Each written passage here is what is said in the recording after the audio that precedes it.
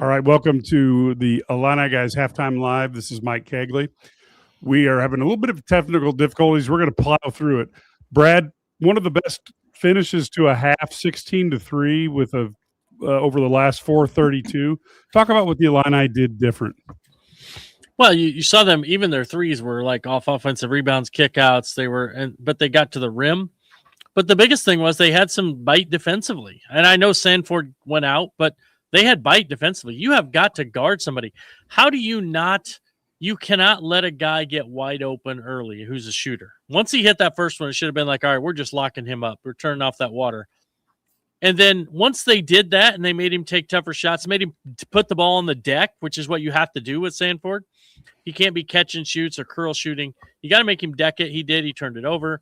And then he gets 2 fouls. But, you can't. And there were multiple times when they literally left a guy who had like 4 threes in the first half, and they left him to help. Like, what are you doing? Like, make somebody else shoot the ball. This wasn't like Thornton's the other night. This was Illinois just frigging leaving the kid open.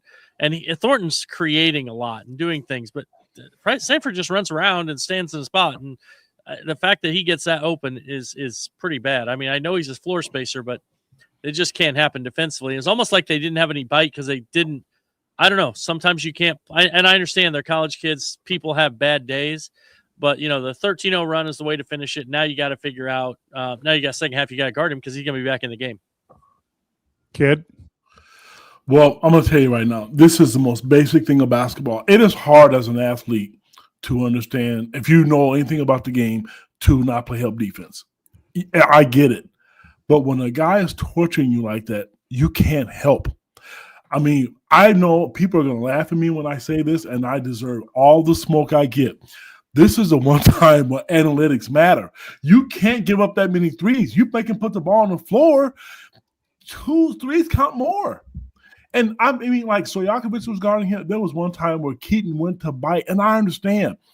You can't help. Give up a 2-pointer because you know what? I just put it on Twitter. The 3-ball is your enemy because you weren't making them early, and then you're giving them up on defense. If you don't put them on, if you're not going to let one guy beat you. Now, last week, they got lucky with against Ohio State because Thornton didn't score 45 in the second half. I don't know if that's going to happen today. Numbers tell you that typically doesn't happen. But you got to make shots, which we know that doesn't typically happen for Illinois. They went on a great run at the end. But if he's coming out like that or another guy, give up those damn driving lanes and quit helping out because the 3-ball will kill you. And if you're not making them, then you're short on the shot, then you're second-guessing yourself. Quit helping out on him. And if teams are going to allow guys to get that hot, that's just common sense to me at this point. Sorry. How important was the rebounding? Because it seems like that is what kept Illinois in the game, considering that they shot 6% less from the field and got almost doubled, 53-27 from the 3.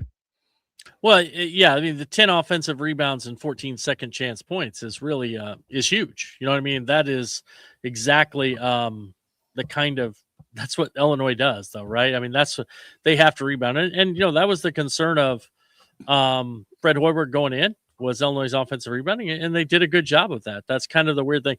The downside, I know people don't like it when, Illinois shoots threes, right? But if you look at how many times they got offensive rebounds on their threes, it was a pretty good number. So it's not always bad. I mean, even down the stretch, you just had you had. Let's see what Boswell had an offensive rebound on a 3. You had offensive rebound by Stojakovic on a missed 3. You had offensive rebound on a missed 3 by Stojakovic, went out of bounds. So down the stretch, I mean, that was what they did. They went, if you're going to shoot the threes, you better chase them down.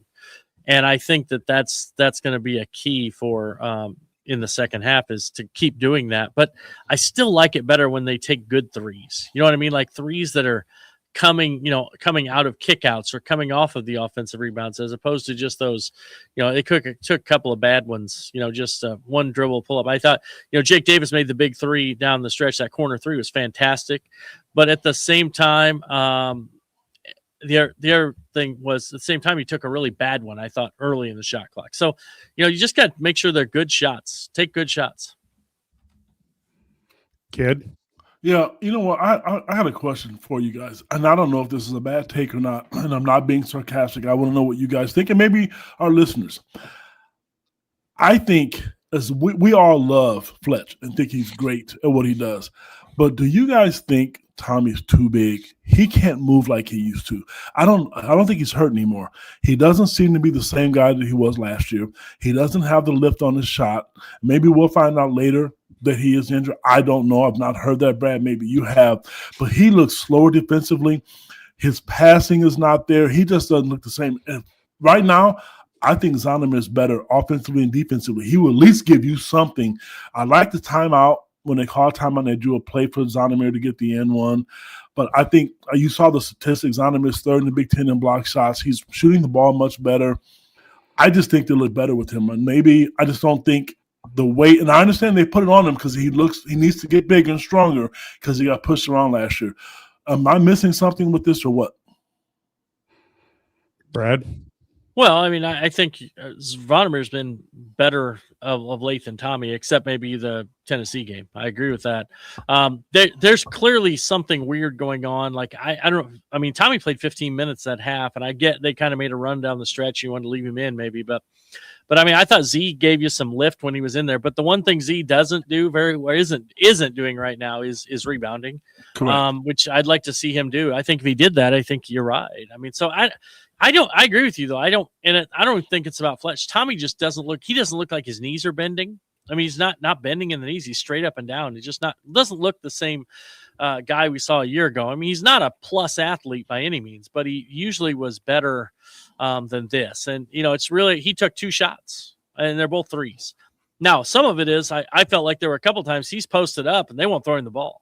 You know what I mean? Like, I don't get him the ball in the paint and let him be a factor. And, you know, he did turn it over, trying to dribble or whatever. But I just didn't think they were really got, you know, much out of either center guy. I mean, Z had 5 points at least, but he didn't rebound. Tommy had some rebounds but couldn't score. And, you know, I don't know. They just weren't great, you know, in my opinion. So they got to be better. But I wouldn't say, you know, outside of really – I thought Stojakovic did some good things, also did some bad things. But one thing I liked about him was getting rebounds. He did go to the glass, which is, you know, kind of he contributed even though maybe he didn't have the best half. Merkovich was okay when he didn't get sped up, had a couple turnovers. Boswell, you know, that was more like Kylan that we're used to seeing, right? Last game he wasn't great, but he was better in this one. And Wagler showed a little bit of freshman stuff, but he still finished with 4 assists. I know I honestly think the one turnover was his fault. They gave it to Merkovich, but it was actually Wagler's pass. So, but I thought Wagler got better after the initial start. He started a little slow, and you know there were a couple things defensively where you saw him freshman like leaving Sanford. I think he did that twice, which is something, you know, that's hard to. That's a learning curve, and hopefully he'll make that adjustment. But the weird part about Wagler is you played him 20 minutes. I mean, seriously, what are we doing here? I don't know. Is he going to play 40 as a freshman? He had 39 last game, Brad, and 38 to 1 before. I know it just seems crazy. I just feel like, and I know they have a week off after this, but as you get in the Big Ten, I don't think you can play him that many minutes. And, you know, I thought when the offense was struggling, maybe they'd go to Petrovic, but I think that, you know, you didn't want get him stuck on Sanford, or he might have scored 40. No. So I don't know. It's but yeah, there's a lot to. I agree with you, Ken, a little bit. I think that there's that maybe even those minutes out a little bit more. Well, the thing with Petrovic, I'll tell you real quick, guys. Sorry, Mike. They're in a 1-2-2, 1-3-1 zone. 1-2-2, then it went to 1-3-1. I think Petrovic would have struggled sitting over the top of that. I mean, typically Brad would give him a few minutes to give him a chance, because this was the game because I don't think Nebraska's a great 3-point shooting team, but I don't think he's tall enough to see over the top, and a turnover here or there could change the momentum. They're lucky to be in the position that they're in right now. That's why I think he's not playing. Yeah, I agree. 15 from 3. The other thing I'd like to see is most times against zones, you attack it at the free throw line. And this Nebraska zone has left that wide open. Are they playing zone? That's half the time, yeah. Yeah, I mean, it's like it's like a matchup kind of thing. It is. Really, it's what's weird is that they did the one play where Z kind of slipped.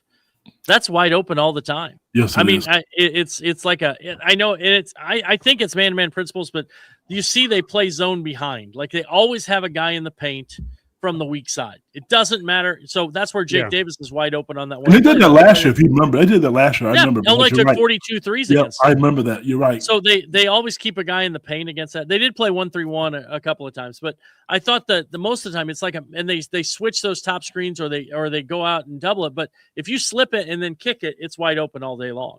I also thought when they help up, you could see that a couple times where the guy on the baseline needs to step up. He's staying too low. He could step up like to the middle of the paint right there, flash the middle. He's wide open. I thought I saw Hummerkaus and Boswell both do it where they could have taken 2 steps up and been wide open, but they're just kind of staying it deep. So yeah, I don't know. It's if you pull the guy from the far baseline and you have him go up to the free throw line extended in that area, the whole thing kind of collapses because people have to start making choices. Yep.